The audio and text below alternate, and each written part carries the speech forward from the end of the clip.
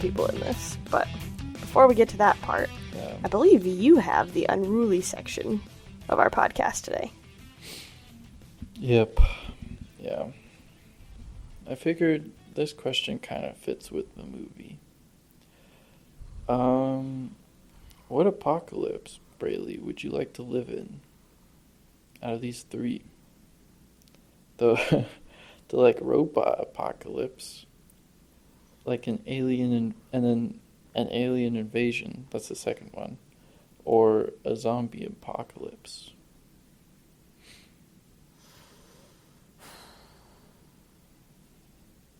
Is it like 1,000% that the aliens are mean? Yep. They're not good. They're not good aliens. Okay. Probably the robot apocalypse then. Yeah. They're probably easier to kill. Yeah, just toss some water on them or something. Yeah. And they're, like, not real, so, like, not beings. But if it was, like, a bunch of Terminators, that would be not good. Mm-hmm. But, yeah. What about you? I would choose aliens. Yeah.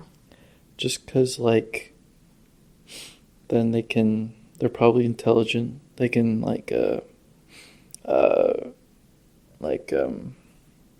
institute, like, a mode of government to oppress us all. And then it will be, like, a truly inspiring story about revolution.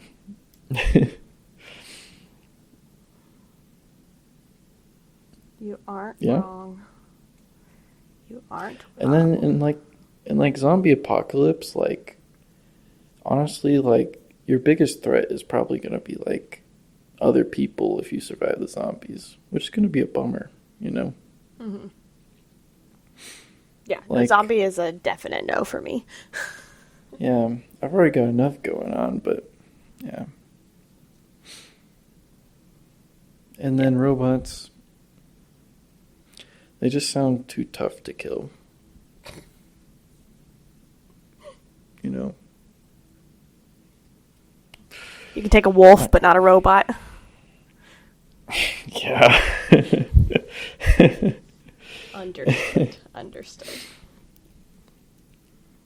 Especially if, like, if it wasn't even, like, robots, if it was just, like, all technology turned against us, Mm-hmm. that'd be worse. We would just get nuked, I think. Yeah. I still choose Love to see it. robots. Why? That'd be so Because depressing. I don't have to kill a living thing. Like, Oh. it'd just be easier to just massacre a bunch of robots. That takes the fun out of it, though. Jace is in it for the bloodlust.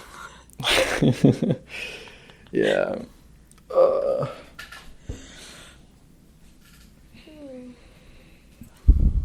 All right. All right. Was That's that so unruly beautiful. enough? I think it's Yeah. going to be very apparent in this episode that we are both exhausted. Yeah. I'll try to... I'll try to liven it up. To zhuzh it up. Zhuzh it up. Zhuzh it up. Okay. Braley, what film did we watch? What movie? We What watched... picture? What picture? we Yeah. we watched Chicken Little. Mm-hmm. Hang on. Give me a second and I'll give you some facts. Facts. There are... 2005's Chicken Little. Is it 2005? Yep. So long ago. It's crazy. Next year will be its 20-year anniversary. Hopefully they re-release it in theaters like they did for Shrek 2. I think there's about like a 0% chance that'll happen. There for sure is.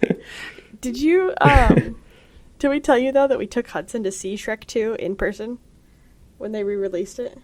No. We did. We went with Kara. I think you did. Yeah. Yeah.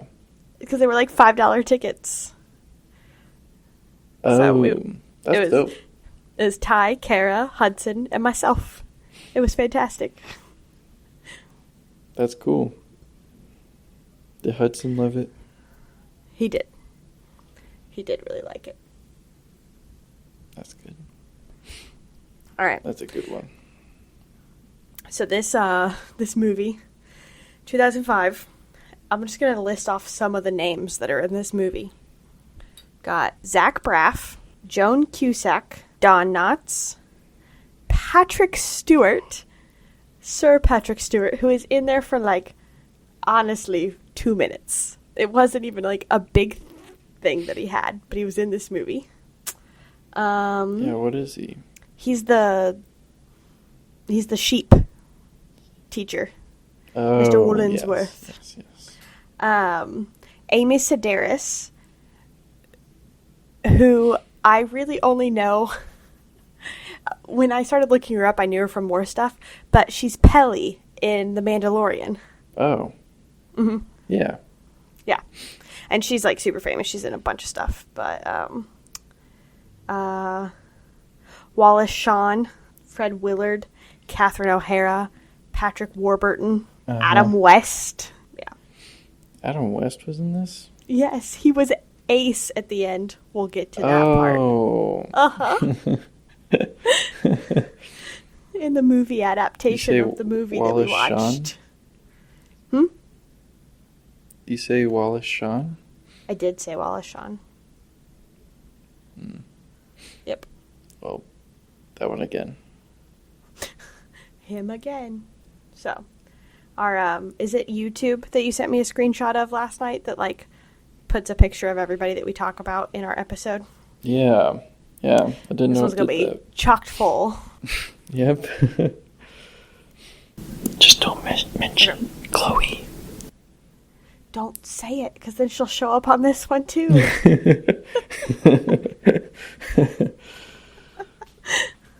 At least that one will be worth it. Like, at least that one will know why. Mm-hmm. Okay. Yeah. Should we explain to the folks why we're giggling? Sure. Jay sent me a screenshot last night of the thing that YouTube does that shows, like, it'll give, like, a picture of everybody that you talk about in your episode that's mentioned. And for some reason, Khloe Kardashian was on there. Neither of us remember talking about Khloe Kardashian. I mean, we were reviewing 102 Dalmatians. I do need to go re-listen to the episode and make sure we didn't talk about Khloe Kardashian, but I'm almost 102% positive we didn't. I didn't even know that there was a Kardashian named Khloe. You also missed my pun.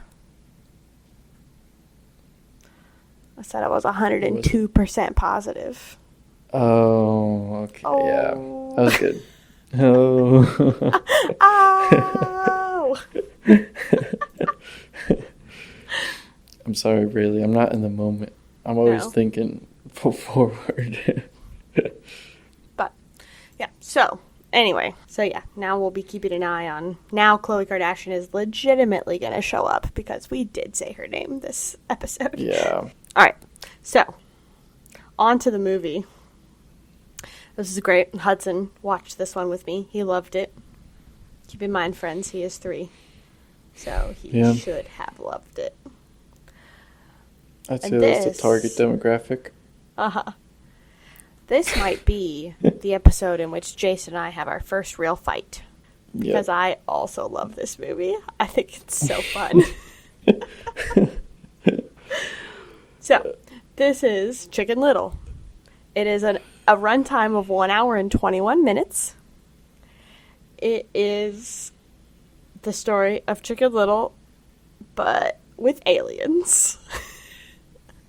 Like, I don't know how else to really describe it. Like, the sky is falling and there are aliens. So, it's got the third act alien twist. That's the, that's the very slight overview before we start diving into the things. So, Chicken Little is itty bitty, tiny, and we open the movie with like just mass pandemonium. The church bells, alarm bells are ringing. People are running around screaming. Chicken Little is running around screaming that the sky is falling. The sky is falling. You see just like things go.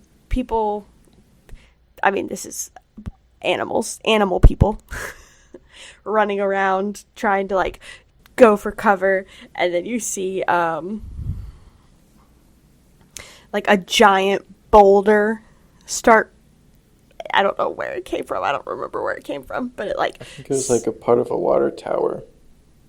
Is it part of the water tower, or is it what knocked the water tower down? I think it's a part of the water tower. It's part of the water tower? An emergency vehicle starts driving, and then it hits a fire hydrant, and the fire hydrant hits the water tower, and then the big ball, Okay. turns into the boulder, I think. Okay. But anyway, so it's running through, it's like rolling through town, and then you cut to a bunch of people sitting in the movie theater watching Indiana Jones, and it's the scene where he's about to get crushed by the boulder, and then the actual boulder breaks through the screen.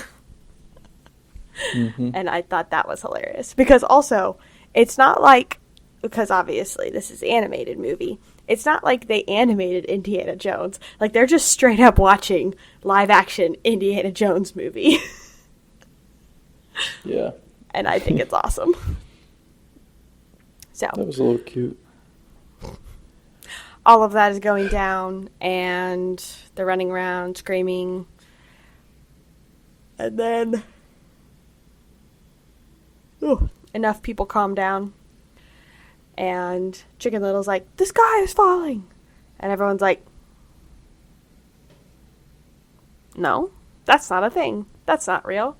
He's like, it is. It fell on top of me. And they're like, what did it look like? And he points to a stop sign. And he's like, it looked like that. It was that shape. But it looked like the sky. So, it's shaped like a stop sign. But it's... the sky.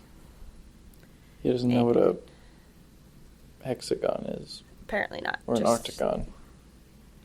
Just that it is a stop sign.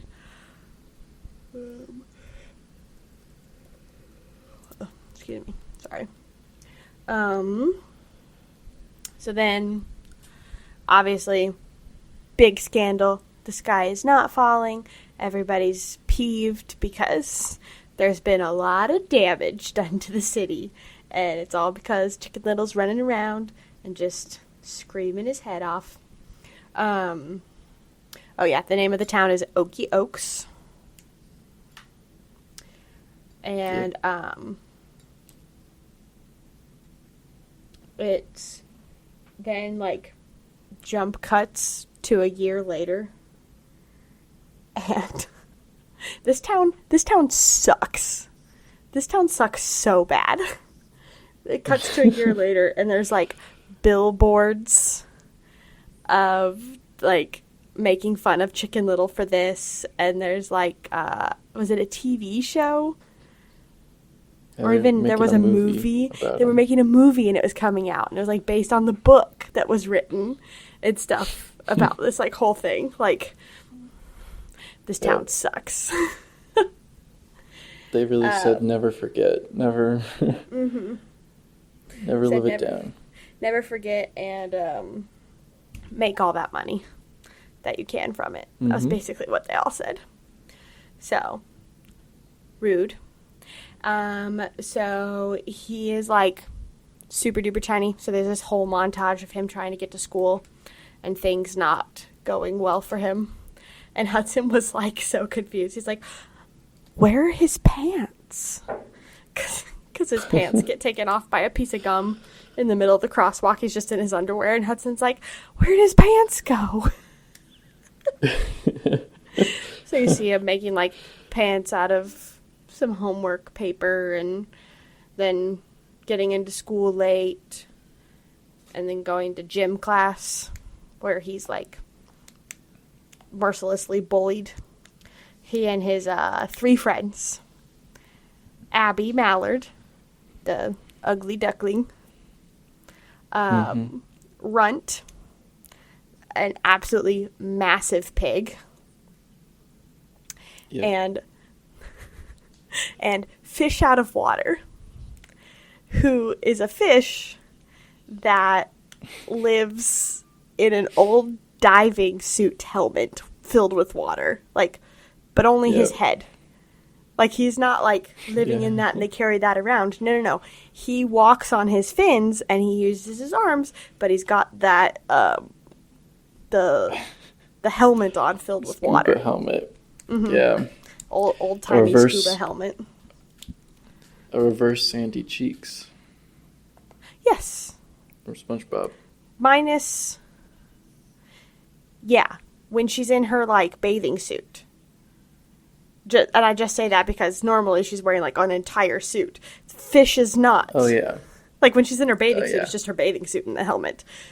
Fish is literally just the helmet and the rest of his body is out. So, cannot explain to you how much that does not work scientifically.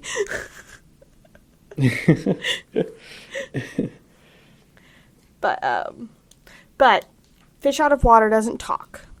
So that's just like a thing. But Runt and Abby both do.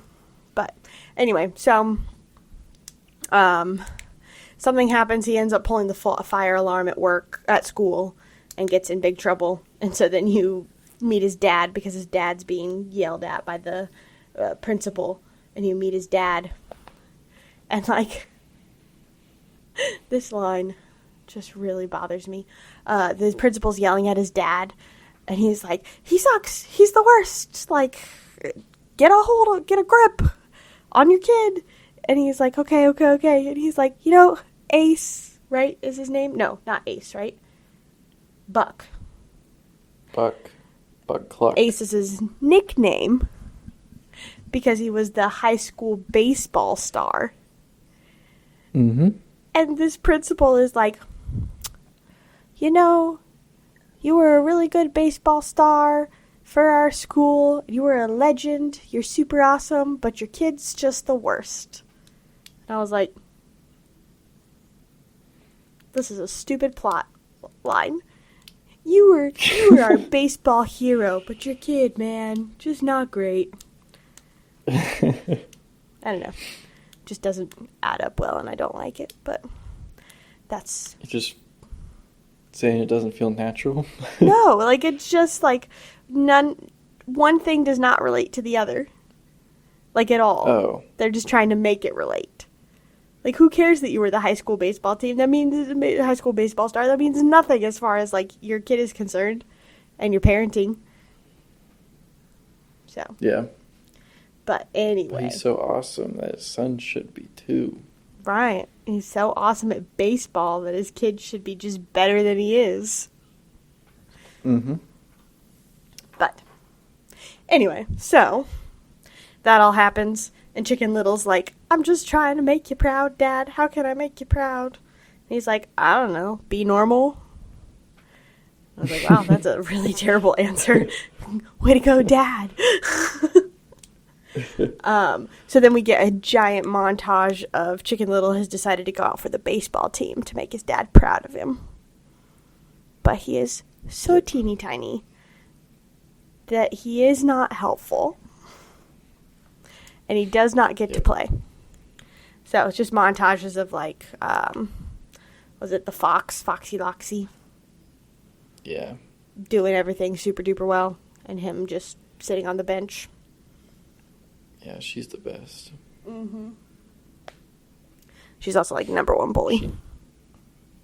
She deserves to bully Chicken Little, though. That's what he gets. So then it comes to, like, this big baseball game where they're down.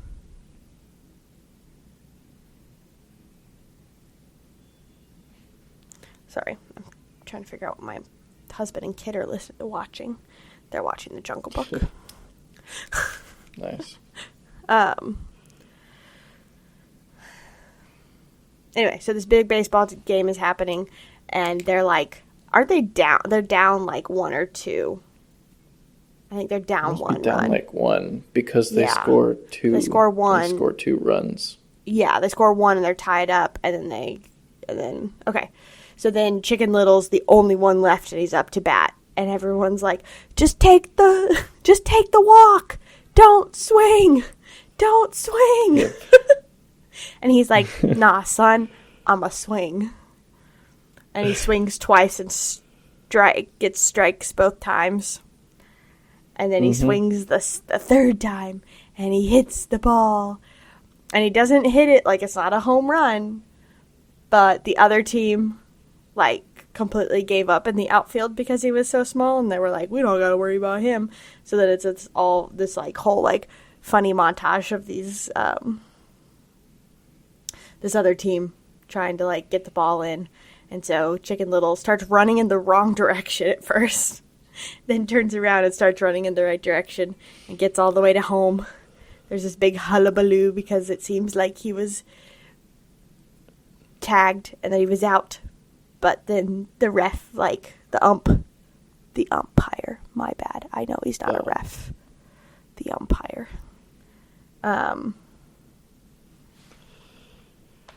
Wipes away all the dirt. And you can see his little claw touching home. So he scored the winning run. Safe. And now everybody loves him, including his own dad. His own dad finally loves him. Yay. So yeah, so all that's happening. Beautiful. Like, everyone's super excited. Everyone's celebrating. He's finally like, I'm normal.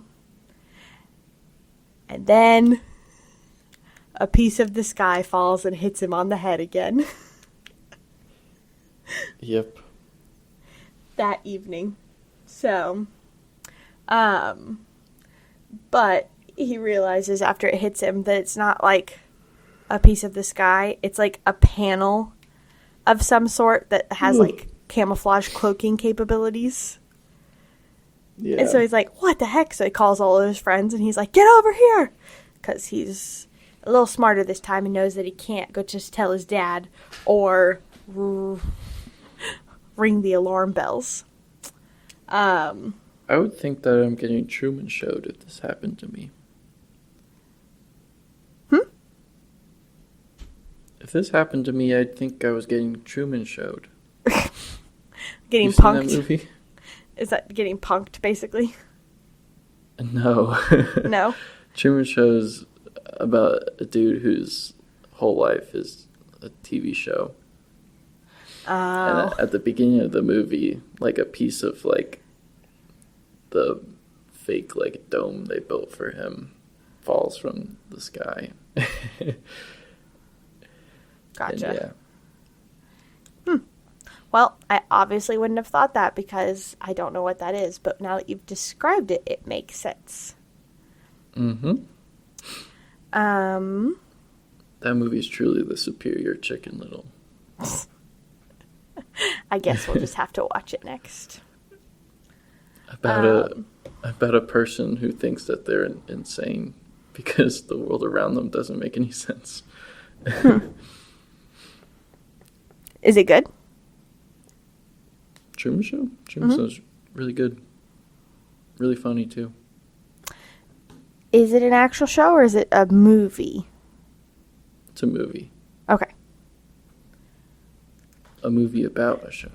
Okay. Add it to the list, baby. All right. That could be a fun one. Yeah. So when he calls his friends over to help out, Fish, like, stands on top of the panel and hits a button, and it goes and reincorporates with its mothership and flies away. Mm-hmm. And they're like, Fish, he's gone. But he had a little glow stick on him, and it got stuck pointing out. Like, it got stuck, and it's outside of the spaceship, so they follow that to the baseball field, right? Yep. Yeah. Because they're trying to find him, because now it's camouflaged in, so the little green glow light is the only thing that's keeping it there. And I remember that specifically, that it was green and everything, because Hudson kept going, "What is happening?" And I had to explain it like 4 times what was going on. So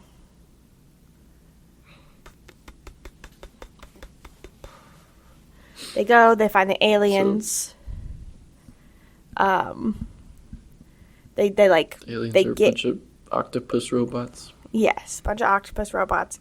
They like go inside the spaceship because they're trying to find fish. So they're running around, and this like little fuzzball, this little orange fuzzball with 3 eyeballs, starts to follow them around the spaceship and stuff. And so then they find fish. They get out of the spaceship.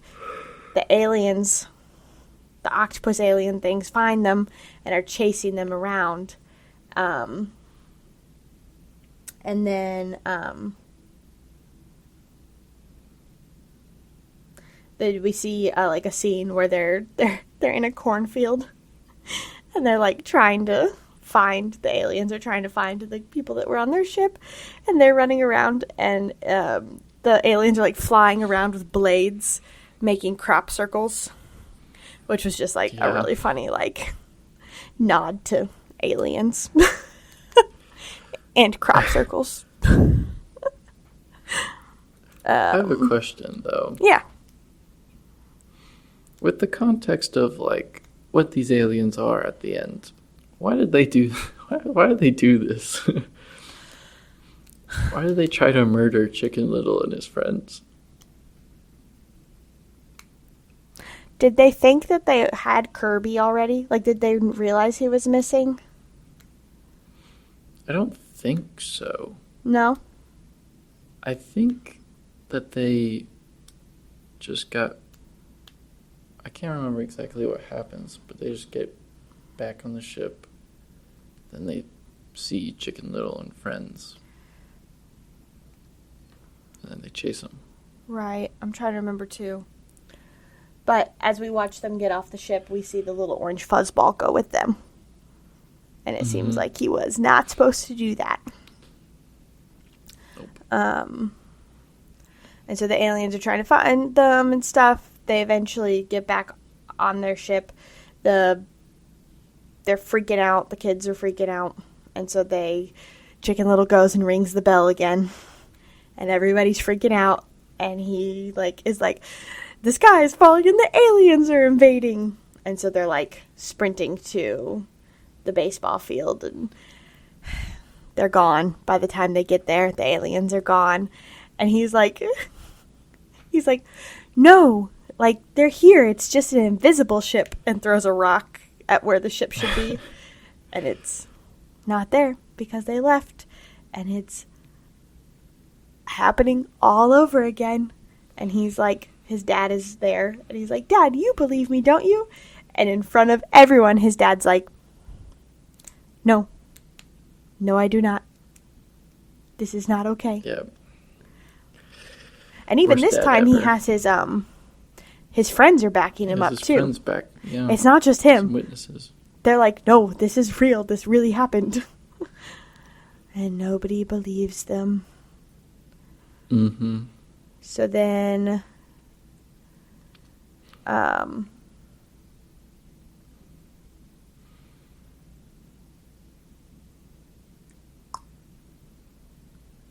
yeah, while they were in the spaceship, though, one important thing is they found like a map of the solar system, and it has a bunch of planets all the way back from Pluto up until Earth X'd out in red marker, and then Earth is like circled with a bunch of arrows towards it. So they're like, on top of being attacked and chased by the aliens, they're like, oh my gosh, they're here to invade Earth and destroy us all.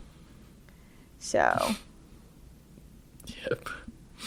They conquered all the other planets that had no life. Mm-hmm. So I'm trying to, hang on. I'm actually watching this scene right now. I'm trying to figure out why the aliens attacked them. I couldn't remember if they figured out whether or not Kirby was already missing.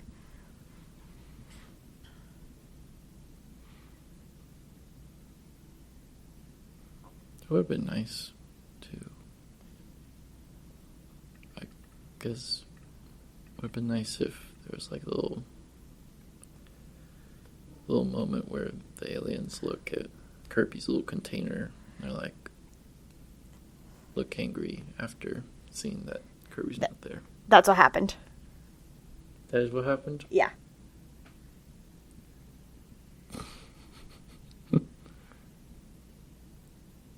That's what I thought had happened. I could not remember. Oh, yeah. Yeah. So that's why they were chasing after them, is because they thought that they took Kirby.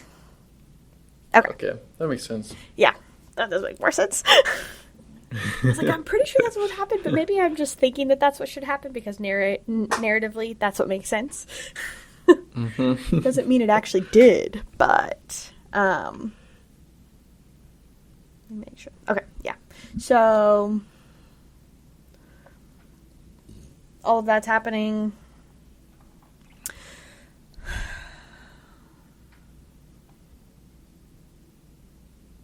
The next morning, yeah, so Chicken Little's life sucks again. He was literally a hero for 4 hours. Yeah, a night. Yeah, and not even a whole night. It was the same night that everything went back to crap. So, yeah, maybe 4 or 5 hours of bliss of being the town hero because he exceeded at baseball. So the next morning, the kids, Abby, Runt, Fish Out of Water, and Chicken Little all discover the little alien, Kirby, little orange alien. He is so cute, by the way. So very cute. Hudson loved him. As soon as he showed up with his eyeballs, Hudson was like, oh, what is that? So cute. So the next morning, they find Kirby, and then you see like this little scene too inside the spaceship of like the octopus alien things, basically sending out a distress signal to a bunch of other aliens, and you're like, great, this isn't gonna be good. And so yep. The next morning, whole bunch of aliens invade. Just getting in, what are they, zapping and like, what is the word? Disintegrating? Disintegrating, thank you. Buildings, yeah.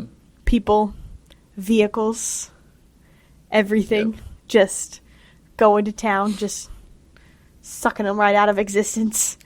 And obviously they're looking for the tiny orange alien that is no longer on the ship. And so they, as that's happening, vaporizing. That's the word that I was looking for. Disintegrating is good too, but vaporizing is more apt. Chicken Little's like, they're looking for this tiny orange alien. We gotta give him back. Now the aliens have actually invaded, Chicken Little's dad is finally like, my child was telling the truth. Yeah. And he's like, maybe I've been a bad dad. Yeah. He's like, whatever you need me to do. What do we need to do? And he's like, we gotta return Kirby. And he's like, okay. All right, I'll help you return Kirby. So, they're like fighting through all of these aliens as they're vaporizing people and like trying to get Kirby to like the main ship because they've tried to like kind of give him to other people, but they just keep trying to vaporize anybody who's holding Kirby. So they're like, that's not great. So they like make it to the top of the bell tower and they like, Chicken Little holds up Kirby and he's like, we have him. We've got your kid. And so they get sucked into the UFO, the spaceship, where we then find out that they're not actually vaporizing people. they're just being like, I don't know, what'd you say, teleported? Abducted. Yeah, just abducted, like, into the UFO. So that's nice, because if not, that would have been a lot of dead people. So many dead people. If only. That'd be cool. Would that have made this movie better for you? I mean, all these townspeople suck, so, like... They do. They really suck. They're super mean. Who cares? But anyway, so... They, return Kirby. Kirby explains to his parents that, he wasn't abducted. He, like, went with them. That everyone was trying to help him. And it turns out these, like, octopus alien things, it's just, like, a suit. And all of the aliens are actually just, like, fluffy, like Kirby, and different colors, and have 3 eyes, and are small. And so they're, like, start repairing the town.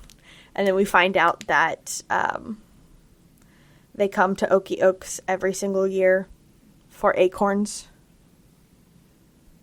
Yep. No, and that's why all of the other planets were X'd out, and Earth had a circle around it with arrows pointing to it, because they've searched the entire solar system, and only Earth has acorns. And then they, like, go to leave. What? It shouldn't even be that. You shouldn't even have to search those planets. Like, obviously they have no biological life on them. We don't know that.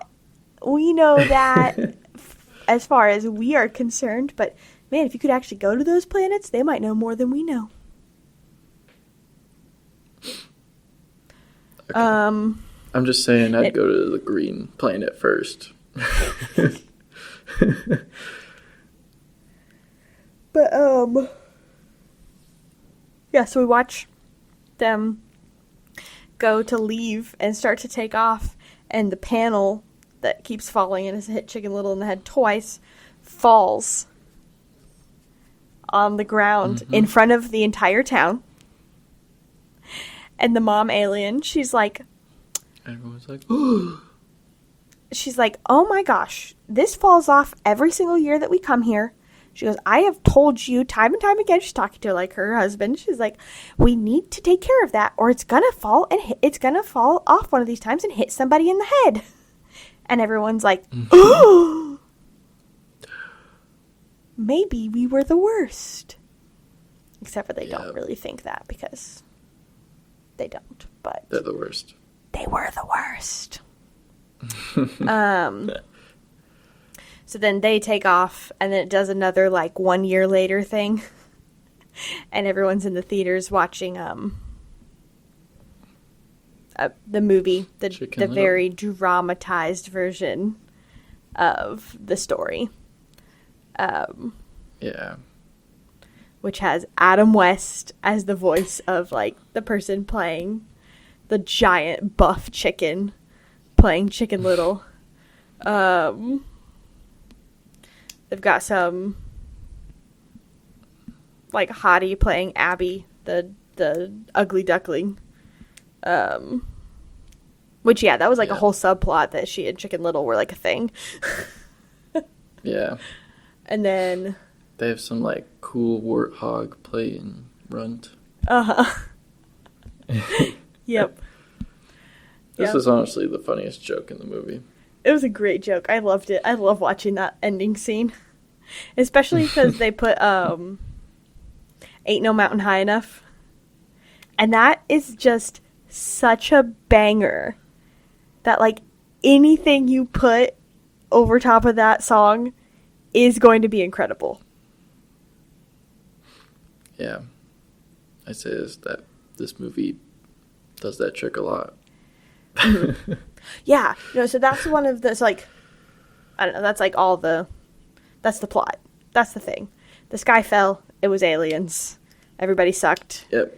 And then they believed him, and then he saved the planet, and yeah, he was vindicated. Yep. And no one really ever said sorry. His dad, I think, did say sorry, though, right? Yeah. Yeah, his dad was good at the end. Yeah. But no one else did. So that was annoying. But, But this movie uses music a lot in its narration and in its narrative, and I thought it was fun. I really like that part of movies and like using that to their advantage. I feel like a lot of movies don't do that as much anymore. And I can't remember if we already kind of talked about this, but like, I don't know. I think about this all the time with like Tarzan and Brother Bear and I don't know, like a lot of movies. Like Tarzan wasn't a musical, but they still wrote music specifically for Tarzan that aided the storyline. Yeah. I feel like Brother Bear was the same way as well. And mostly I just talk about those two because I love Phil Collins so much and he did both of those movies. Yeah. But I feel like modern movies don't do it quite as much. They'll do plenty of music, but they are musicals. Like Frozen and Moana, and they have really good music, but they are musicals. And other movies will like put music in them, but they're just like songs that already exist. They're not songs that were like written for this movie that really like move the plot along. Yeah. In my opinion. And I mean this movie didn't have anything that was like specifically written for it, but I feel like it used the music well to like move the narrative along a little bit. I found it annoying. The music portion of it? Yeah. Yeah. It doesn't feel like apt to like when it uses it, like, and most of the time it just seems like they're just trying to be like, oh, the audience will just go like, hey, I know that song, and then that'll be it. Especially since like a lot of the times the songs play for, there was specifically I Will Survive plays near the end. Mm-hmm. And it probably plays for like less than 20 seconds or less. Mm-hmm. And it just feels cheap to me. I mean, I will give you that. It is no Tarzan or Brother Bear, for sure. Yeah. As far as using the music is concerned. I don't really remember Brother Bear, but Tarzan is really good with Don't look at me. Tarzan is really good with its music. Phil Collins, cool guy, good singer. Put Brother Bear on our list. We're watching it. Okay. I'll put it on the list. But I mean, it's also Phil Collins, so you can imagine it's also just as great. I think Brother Bear came out in like 2004, so it's not super surprising that you don't remember it super well. Yeah. Considering the fact you were also born in the 2004. Yeah. I just also remember just not connecting with it as much as like something like Tarzan. Tarzan was a cool movie. Tarzan is a good movie, but so is Brother Bear. So this discussion is for another time. But yes, we're gonna watch Brother Bear. Yeah. So it didn't use it, as well as some, but I feel like it used it better than a lot of movies now do, the music and stuff. So I enjoy that. Music is like a huge deal to me when it comes to literally everything. So I pay attention I pay a lot of attention to the music in movies and everything else. But so it just feels like this movie is just like referencing things to reference things. Like, it doesn't have any respect or admiration for these things or music or whatever. It just does it because it can and because people will recognize it. Yeah. Like, there's a reference to aliens, there's a reference to Star Wars, there's War of the Worlds is explicitly stated. Mm-hmm.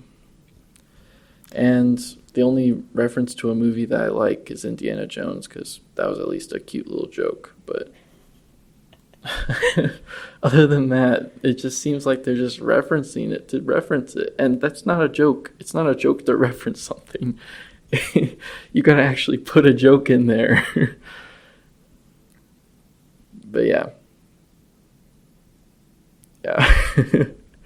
I think it's a fun movie. It's obviously not the greatest quality movie that has ever existed, but it's a fun, like, mindless one to pop in and watch. My 3-year-old loved it. What? Don't backtrack, Braylee. No, I think it's a good movie. You gotta stand here and say it's an unequivocal masterpiece. I didn't say it was an unequivocal masterpiece. I said I like that movie, and you said it's a terrible movie. And then we had to watch it. So, and I still like it. I still think it's a really fun movie. And I will watch it again. Unlike 102 Dalmatians, which I will never. None of my future children. Hudson is the only child who will see that movie. None of my other children will have to be subjected to that. I would quicker watch 102 Dalmatians than this movie. No. Are you being serious?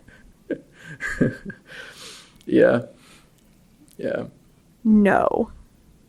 No joke. This at least has, like... No. This is at least, like... The voice actors and stuff are decent. Like, you may not love the thing, but, like, the acting is actually fine. The voice actors are good. Like, they're big names. They're good. I cannot believe you. No, I would rather scratch my eyeballs out 1,000 times than watch 102 Dalmatians again.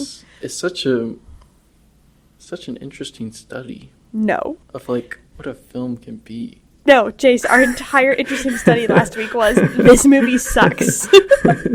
There was nothing good about it. But it was interesting. It was interesting. I feel like I don't have that much to say about this movie, because I'm just like, I just think it's annoying. And that's really it. Jace and I are having our first real fight. I mean, it's fine. You can watch 102 Dalmatians as many times as you want, but I will never watch it again. I won't watch that movie again, and I won't watch this movie again unprompted. You're like, those are actually my 2 stipulations. I won't watch either of them because I don't have to. Yeah. I will, like, actively forbid Hudson from ever watching 102 Dalmatians again. He'll be like, I want to watch the dogs. He'll be like, you can watch any other dog movie. I'll let you watch Puppy Pals as opposed to 102 Dalmatians. And I also hate Puppy Pals so much. Puppy Dog Pals. Yeah, that's fair enough. I don't think he'll be rushing back to it either. No, he did cry, so I don't think he'll be super eager to watch it. Yeah. But this movie is also ugly, visually. You don't like the animation style? No, not really. I think like the main characters, they look all right, but all the extras, they look ugly. They, especially like the dogs and stuff, because it seems like in 3D animation, it's hard to make fur look good. Mm-hmm. And I'd say all the furry animals in this movie that aren't main characters, they don't look good. They look weird and incomplete. Okay. And like way too frizzy. I really don't think I paid close enough attention to have an opinion on that. But you're probably correct. I mean, it was 2005 too, so it's not like it was. Yeah. I mean, yeah. And it's not like they obviously didn't get like the budget of like a Pixar film. It was $150 million was their budget. Oh, dang. That's actually a lot of money. Yeah. Never mind, I take it back. It made 3.14 in the box office. 3.14 million. No, 314 million. Yeah. Goodness, I can't read. That would be like a historic loss. Like that would be real bad. Yeah. Now I'm just curious as to what like the Toy Story budget was. Only 30 million? Was it? I mean, but that's 30 million in... I mean, it came out in 95. Yeah. Only 10 years later. 95 to 2005. Yeah. I mean, it's kind of unfair to compare them to Pixar, since Pixar is really just like such a titan of 3D animation. Mm-hmm. Like, that's their thing, so... Yeah. But still, it doesn't look... It's not a very good-looking movie. No. Even for the time. Right. Chicken Little had, like, a much bigger budget. Yeah. That's funny. Like, a lot bigger. Straight to voice acting. Because... For real. That is true. Robots came out this year, the same year. That's a infinitely better looking love that movie so much. Yeah. And it is a better movie than this one. It is. Yeah, and Robots only had a $75 million budget. Dang. Where was the money going? It must have just been the voice acting. I'm starting to like this movie less and less now that I know that they had. Okay. Well, one that had an equivalent too. They were spending it all on crack in their penthouse. What the... What a terrible stereotype. I don't know. Meet the Robinsons, which came out in 2007, also had a $150 million budget. Also a really, really way better looking movie. That is an incredible movie. And I love that more movie. Funny movie. All right, good. Now I know. I feel like every time we do an episode, I know what things to look up next time, too, to bring more information to. So next time, whatever movie we're due, I want to know what the budget is. Look at the budget, yeah. Now I want to know what Escape from New York's budget was. I don't think it was too crazy. $6 million. Those sets must cost a lot, though. $6 million. Did you hear me? Oh, $6 million? $6 million. Dang. I mean... John Carpenter's the best, dude. The Thing had a budget of $11.4 million. And indirect costs brought it to $14 million. So about $14 million. Dang. Okay, but I do want to know... That was in, like... Escape from 80s, yeah. Escape from New York has these giant sets. Mm-hmm. And, like, a lot of extras. Okay, so... $14 million for The Thing. Yeah, still. That would have been $45 million in today's money. But you couldn't make The Thing for $45 million today. No. No freaking way. And... No. I mean, that would put Escape from New York, like... basically in that same amount. It would have been $6 million, basically in that same time frame, right? Yeah. I mean, you could and that would be $20 million today. Now I want to know what 102 Dalmatians budget was. It's kind of crazy how, like, movies today would be, like, $200 million and not even have super convincing effects. 102 Dalmatians was an $85 million budget. Dang. I hope Glenn Close got at least half of that, because... For real? For what she had to put up with put herself much. Through. Yeah. For the lines that they made her read. Goodness. Except for... She should have been paid half of that $85 million and at least gotten to keep that dragon outfit that they put her in. Yeah. That should have been her payment. Where do you think that thing is now? I don't know. I wish it was in my closet. It's so cool. It's so cool. They don't even have a good image of it. I kept trying to Google it to, like, get a good shot of it, and they don't really have one. Yeah.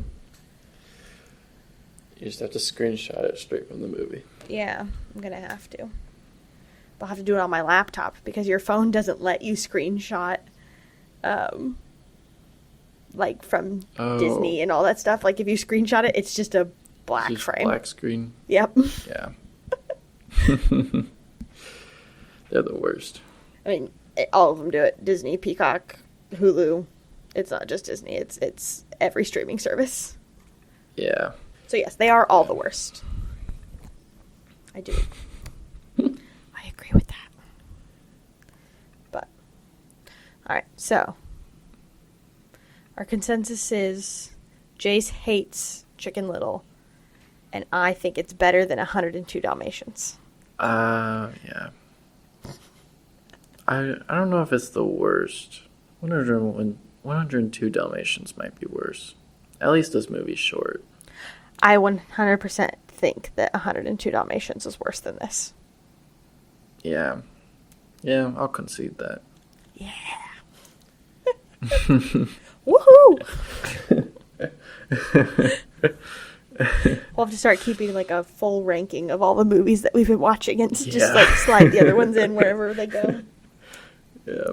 102 is still the worst. This is second worst for me, though. This is third worst for me.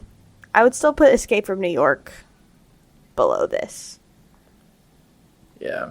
Especially for me. And especially from, like, a rewatchability standpoint. I would rather rewatch this than either 102 Dalmatians or Escape from New York. Yeah. Now, if you put me in an absolute bind and I have to choose between 102 Dalmatians and Escape from New York, I don't know. I might jump out a window instead. Like, I don't know. I might escape myself to make sure I never have to do that. That's it. That's our review. 102 Dalmatians. Nope, that was last week.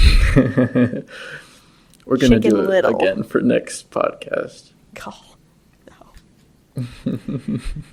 Chicken Little. Not too bad. Yep.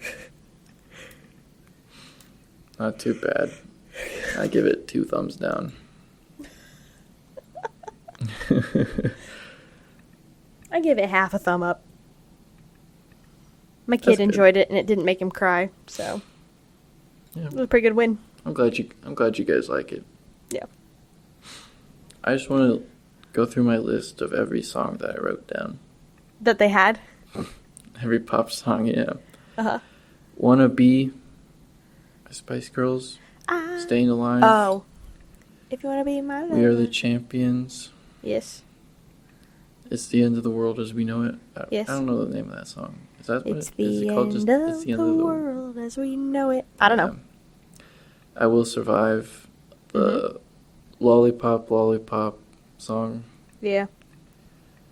Ain't No Mountain High Enough. And then in the credits, Don't Go Breaking My Heart. Yes. Yep.